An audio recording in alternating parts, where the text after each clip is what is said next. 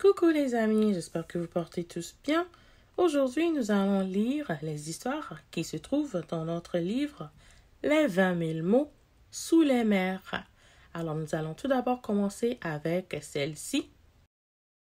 Profession archéologue. Les ouvriers qui effectuent des travaux souterrains trouvent parfois des traces d'objets très anciens. Par exemple, des morceaux de poterie, des pointes de flèches et des bijoux en métal, qui peut découvrir de façon précise de quelle époque datent ces objets et qui les utilisait. L'archéologue. Qu'est-ce que la profession d'archéologue? L'archéologue s'intéresse aux traces qu'ont laissées les populations qui vivaient sur la Terre il y a très longtemps. Pour trouver ces traces, il doit faire des fouilles archéologiques. Par exemple, en étudiant des objets anciens enfouis dans le sol, l'archéologue peut dire à quel endroit et à quelle époque ces objets ont été fabriqués. Grâce aux indices qu'il trouve et à ses connaissances, il peut aussi décrire comment vivaient les gens qui utilisaient ces objets. Une fois qu'il a rassemblé toutes ces informations, il communique les résultats de ses recherches. C'est ainsi que nous pouvons savoir comment vivaient nos ancêtres. Où exerce-t-on cette profession? L'archéologue travaille souvent à l'extérieur avec son équipe de fouilles. Il travaille aussi à l'intérieur dans des laboratoires, des bibliothèques et des centres de recherche. Pour déterminer l'endroit où il doit faire des fouilles, l'archéologue étudie des textes anciens et consulte des cartes géographiques.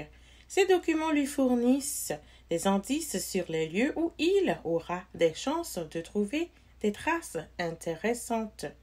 L'archéologue voyage beaucoup car il se rend partout où sa profession l'appelle, que ce soit au milieu d'une forêt, en plein désert et même au fond de l'océan. Comment travaille l'archéologue? La profession d'archéologue est difficile sur le plan physique.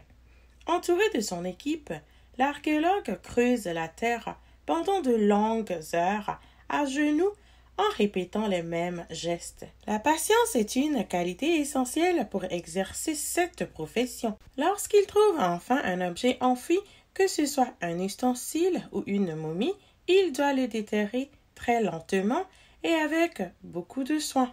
Les outils de l'archéologue sont adaptés à chaque type de fouille. Ces recherches peuvent l'amener à fouiller un trou avec une pelle mécanique ou encore à dépoussiérer un squelette avec un pinceau.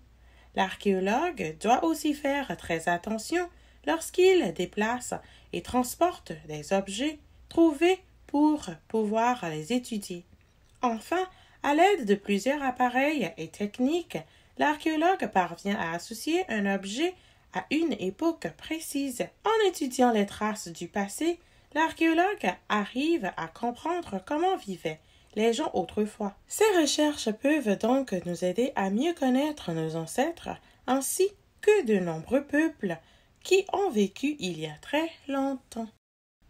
J'espère que vous avez aimé cette histoire autant que moi, alors bonne lecture et à la prochaine. Au revoir.